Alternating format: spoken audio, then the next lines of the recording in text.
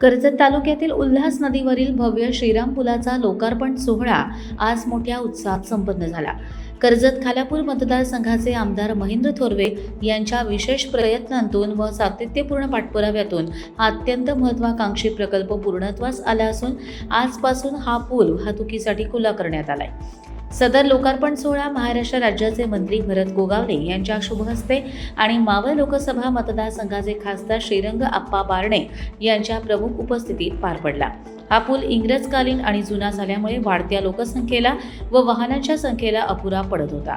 शहरात जाण्यासाठी हाच मुख्य मार्ग असल्याने येथे दररोज मोठी वाहतूक कोंडी निर्माण होते। पावसाळ्यात तर पर्यटकांची गर्दी वाढल्याने तासनतास वाहनांच्या रांगा लागत असतात। हीच कोंडी व नागरिकांची होणारी गैरसोय लक्षात घेऊन आमदार महेंद्र थोरवे यांनी या नवीन पुलासाठी अथक परिश्रम घेतले। पावसामुळे पुलाचे अंतिम रंगकाम आणि विद्युत दिव्यांचे काम काहीसे लांबणीवर पडले होते, मात्र पुलाच्या सौंदर्यापेक्षा पावसाळ्यात नागरिकांची होणारी गैरसोय दूर करणे आणि त्यांची सुरक्षितता अधिक महत्त्वाची आहे, असे थेट आदेश आमदार महेंद्र थोरवे यांनी दिले आणि काम युद्धपातळीवर पूर्ण करून लोकार्पण निश्चित केले। या लोकार्पण प्रसंगी बोलताना मान्यवरांनी आमदार महेंद्र थोरवे यांच्या दूरदृष्टीचे व कार्यपद्धतीचे कौतुक केले। या पुलामुळे आता अवजड वाहनांची कोंडी सुटणार असून कर्जत शहर व तालुक्याच्या विकासाला नवी गती प्राप्त होणार आहे। या सोहळ्याचे आयोजन सार्वजनिक बांधकाम विभाग पनवेल व सार्वजनिक बांधकाम उपविभाग कर्जत यांच्या वतीने करण्यात आले होते। कार्यक्रमाच्या यशस्वीतेसाठी कार्यकारी अभियंता संदीप चव्हाण, उपविभागीय अभियंता राहुल देवांग व संबंधित सर्व अधिकारी, पदाधिकारी आणि कार्यकर्त्यांनी विशेष परिश्रम घेतले। हा ऐतिहासिक क्षण पाहण्यासाठी कर्जत तालुक्यातील नागरिक व ग्रामस्थांनी मोठी गर्दी केली होती।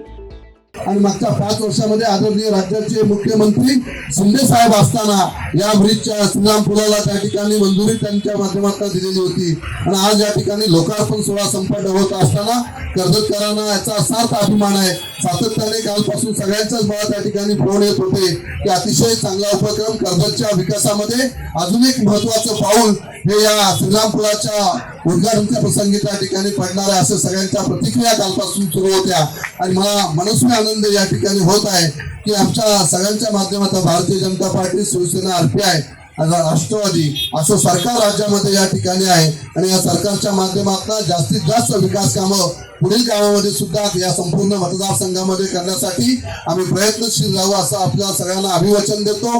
पुन्हा एकदा सगळ्यांना मनापासून या ठिकाणी शुभेच्छा देतो। आज प्रचंड पाऊस सुद्धा आहे तरी सुद्धा मंत्री महोदय आपण या ठिकाणी उपस्थित राहिलात त्याबद्दल आपण सुद्धा मनापासून या ठिकाणी आभार व्यक्त करतो। खासदार साहेब आपण या ठिकाणी उपस्थित राहिलात आपल्याला सुद्धा मनापासून या ठिकाणी आभार व्यक्त करतो। सगळ्यांना मनापासून या ठिकाणी शुभेच्छा देतो आणि या ठिकाणी थांबतो। आम्ही सगळ्यांनी शिंदे साहेबांच्या नेतृत्वाखाली निर्णय घेतल्यानंतर खरं तर या संपूर्ण परिसराचा कायापालट झाला।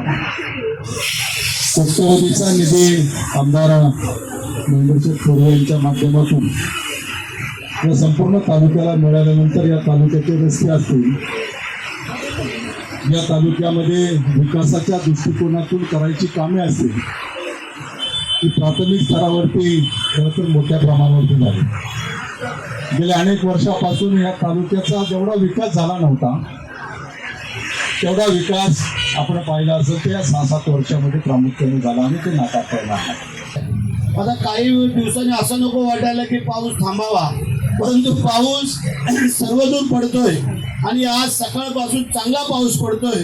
कदाचित आमच्या या पुलाच्या उद्घाटनाला त्यांनी सरीच्या सरी बरसतायत आणि हा पूल आज शनिवारच्या दिवशी आम्ही सुरू केलेला आहे आणि तो सुरू होत असताना जी ट्रॅफिकची समस्या होती ती आज आमदार आपल्या माध्यमातून पूर्ण झालेली आहे। 3 वर्ष या पुलाला लागली परंतु पूल पण व्यवस्थितरित्या बांधलेला आहे आणि त्याला जवळजवळ 6,30,00,000 रुपये एवढा निधी 3 वर्षापूर्वी मला वाटतं एकनाथ शिंदे साहेब मुख्यमंत्री असताना त्यावेळेला मान्यता दिलेली होती आणि हजारो कोटीची कामं आमच्या थोरवेनी साहेबांकडे आणले। माझ्यापेक्षा थोडी जास्तच कामं आणतो कारण MSRD आहे ना तुमच्याकडं, MSRD आणि या सगळ्या माध्यमातून आणि स्वतः खासदार आहेत।